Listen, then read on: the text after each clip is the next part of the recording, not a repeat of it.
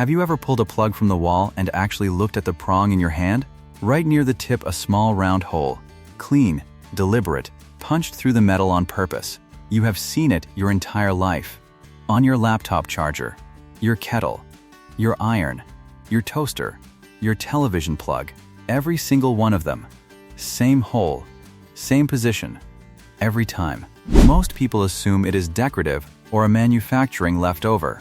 It is neither. That hole was engineered to physically lock the plug inside the socket so it could not be pulled free by accident. The mechanism it was built to work with no longer exists in most modern sockets, but the hole stayed on every plug, in every home, on every device you own.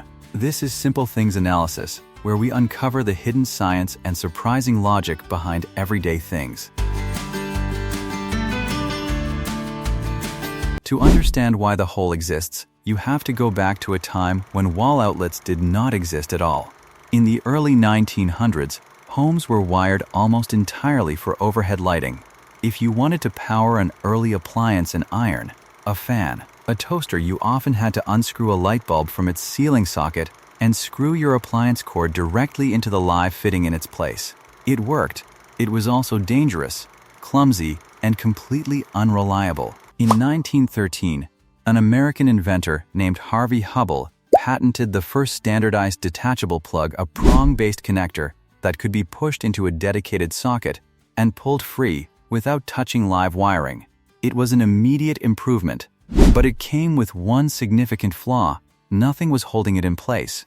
A bumped cord, a slight tug, a child pulling on the wire, and the connection would loosen. In an era when electrical fires and shocks were already a serious concern, a plug that could slip halfway out of a socket was not a theoretical problem. It was a daily one. Hubble needed a mechanical solution, and the hole on the prong was exactly that. Hubble's original socket design contained small spring-loaded nubs on the interior contact surfaces. When you pushed the plug in, those nubs seated themselves into the holes on the prongs, clicking the plug physically into position so it could not slip free on its own. Think of the way a seatbelt buckle clicks and holds rather than simply resting against your body. That click was the entire point. The hole was not decorative. It was not structural. It was half of a two-part locking system, and it worked reliably for decades. But here is where the story takes an unexpected turn.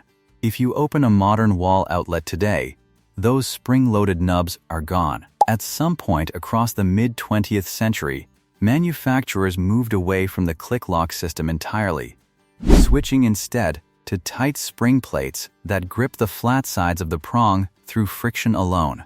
The locking mechanism the hole was designed to work with quietly disappeared from outlets across North America. The hole, however, did not disappear with it. It stayed, and it found two entirely new reasons to exist.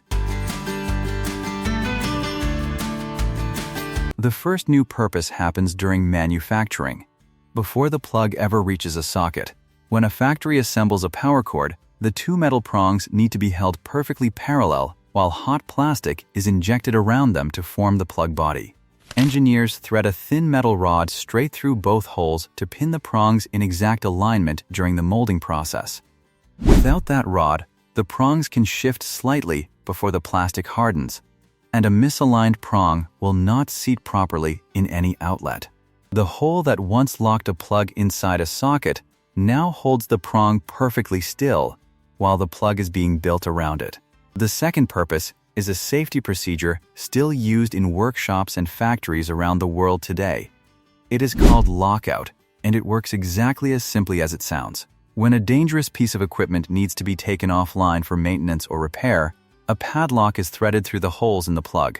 The plug becomes physically impossible to insert into any socket. Nobody can accidentally power the machine while someone's hands are still inside it. A feature originally built to stop a plug from falling out of a socket is now used to stop a plug from being inserted into one. The exact opposite of its original function, and arguably more important. It is worth being accurate about one thing the hole does not do. It does not transmit electricity. It does not improve the electrical connection. It does not save meaningful amounts of metal. And it is not present on every plug in the world, only on plugs using the North American NEMA standard, where the two flat parallel blades create the geometry that makes the hole possible and useful. The American National Standards Institute, the body that governs plug specifications in North America, officially classifies the holes as optional in its current guidelines. Optional, not required, not mandated, simply permitted, and yet they persist. Because manufacturers have no practical reason to remove them, because the manufacturing process has been built around them for over a century, and because, crucially, the lockout safety function remains genuinely valuable to the industries that depend on it. The hole stayed not because anyone decided to keep it.